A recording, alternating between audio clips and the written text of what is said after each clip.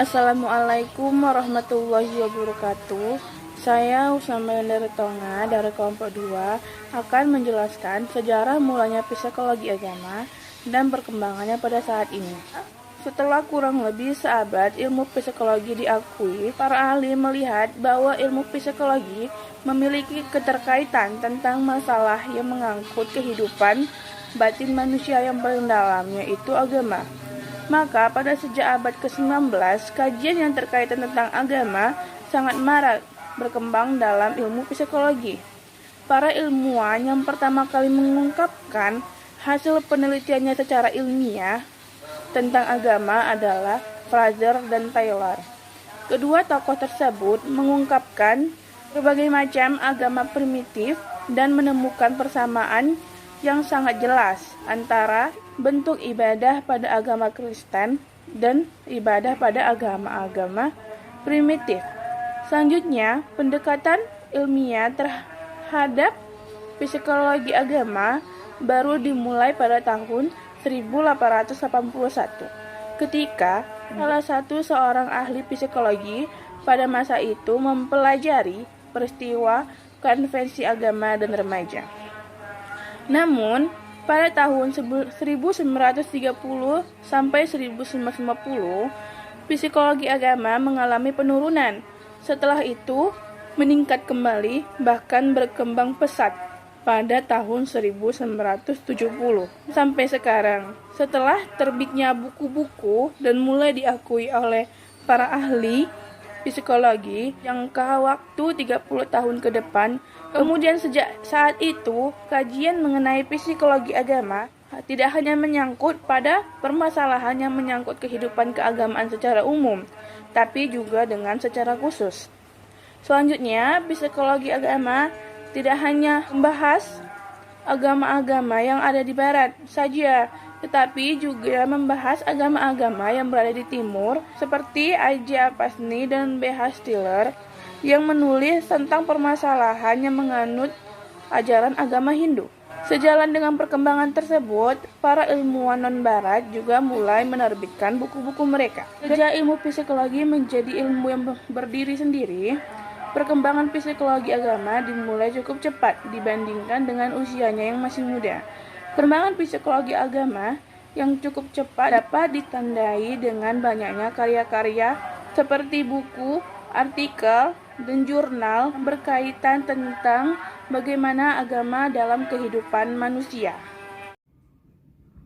Bismillahirrahmanirrahim. Assalamualaikum warahmatullahi wabarakatuh. Baiklah, di sini saya akan membahas mengenai metode dalam psikologi agama. Dan di sini saya akan membahas dari poin 1 hingga 5. Yang pertama adalah dokumen pribadi atau personal dokumen. Metode ini digunakan untuk mempelajari tentang bagaimana pengalaman dan kehidupan batin seseorang dalam hubungannya dengan agama. Untuk memperoleh informasi mengenai hal yang dimaksud, maka cara yang ditempuh adalah mengumpulkan dokumen pribadi seseorang. Selain catatan dan tulisan, juga bisa digunakan daftar pertanyaan kepada orang-orang yang akan diteliti. Yang kedua adalah angket. Metode angket dapat digunakan untuk mengetahui persentase keyakinan orang pada umumnya tentang sikap beragama, ketekunan beragama, dan sebagainya. Yang ketiga adalah wawancara. Metode wawancara digunakan untuk mengumpulkan data dan informasi yang lebih banyak diperoleh secara langsung dari responden. Metode ini dapat digunakan untuk mengetahui kesadaran dan pengalaman beragama seseorang yang dianggap memiliki ciri khusus dalam keberagamaannya. Yang keempat adalah tes. Tes digunakan dalam upaya untuk mempelajari tingkah laku keagamaan seseorang dalam kondisi tertentu. Misalnya, tentang pengetahuan agama orang tersebut, kerukunan antar umat beragama, dan lain sebagainya. Dan yang kelima adalah eksperimen. Teknik eksperimen digunakan untuk mempelajari sikap dan tingkah laku keagamaan seseorang melalui perlakuan khusus yang sengaja dibuat. Misalnya, tentang pengaruh pendidikan sholat yang khusyuk terhadap perilaku jujur remaja. Demikian yang dapat saya sampaikan. Akhirul kalam. Assalamualaikum warahmatullahi wabarakatuh. Di sini saya akan melanjutkan penjelasan dari teman saya yang membahas mengenai metode dalam psikologi agama. Di sini saya akan menjelaskan metode yang keenam, yaitu observasi melalui pendekatan sosiologi dan antropologi.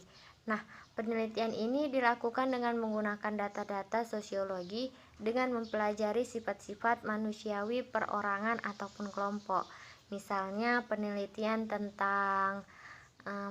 tentang pengalaman beragama masyarakat pantai ataupun masyarakat kota.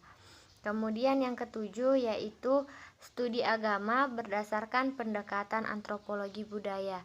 Nah, cara ini digunakan dengan membandingkan antara tindakan keagamaan seperti upacara atau ritus dengan menggunakan pendekatan psikologi. Dengan melalui pengukuran statistik, kemudian dibuatlah tolak ukurnya berdasarkan pendekatan psikologi yang telah dihubungkan dengan kebudayaan. Berdasarkan pendekatan tersebut, misalnya ditentukan kategori hubungan menjadi adanya persaudaraan antara sesama orang yang bertuhan dan adanya kebenaran keyakinan yang terlibat dalam bentuk formalitas. Nah, kemudian yang kedelapan yaitu pendekatan terhadap perkembangan. Nah, teknik ini digunakan untuk meneliti mengenai asal-usul dan perkembangan aspek psikologi manusia dalam hubungannya dengan agama yang dianutnya.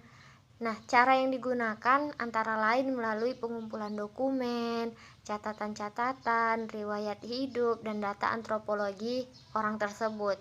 Misalnya penelitian keagamaan pada orang yang berusia lanjut.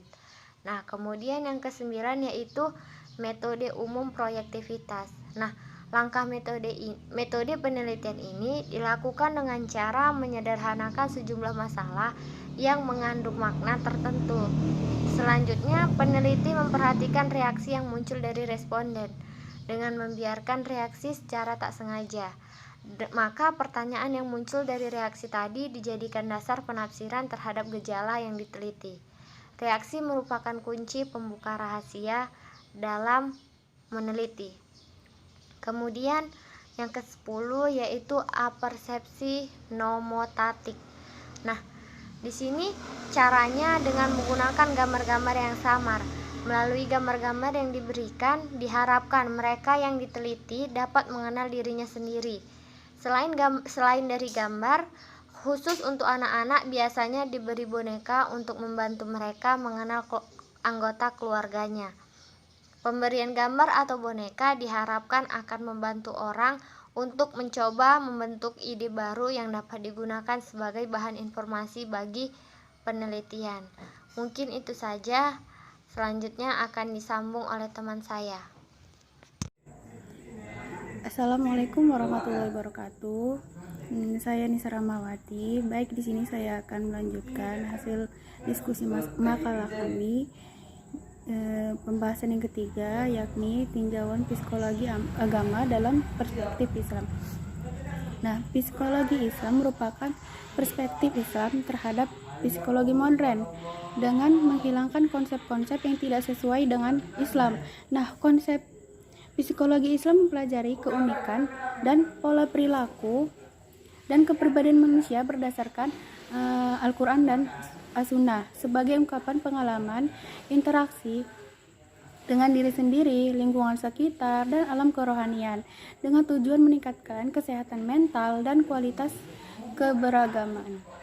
Nah, adapun ciri khas psikologi Islam dapat dipahami dalam 3 pengertian, yakni pertama bahwa psikologi Islam merupakan salah satu dari kajian masalah-masalah keislaman. Nah, yang kedua itu bahwa psikologi Islam itu membicarakan aspek-aspek dan perilaku kejiwaan manusia. Nah, aspek-aspek kejiwaan manusia, kejiwaan dalam Islam itu berupa ar-ruh, an-nafs, al-qalb, al-akal, al-darim, al-lub, al-fuad, al-sir, al-fitrah, dan sebagainya. Nah, yang ketiga itu bahwa psikologi Islam bukan netral etik, melainkan syarat akan nilai etik.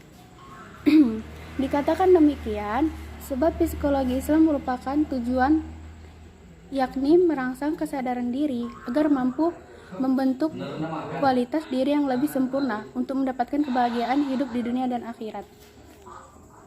Mungkin hanya itu saja. Wassalamualaikum warahmatullahi wabarakatuh.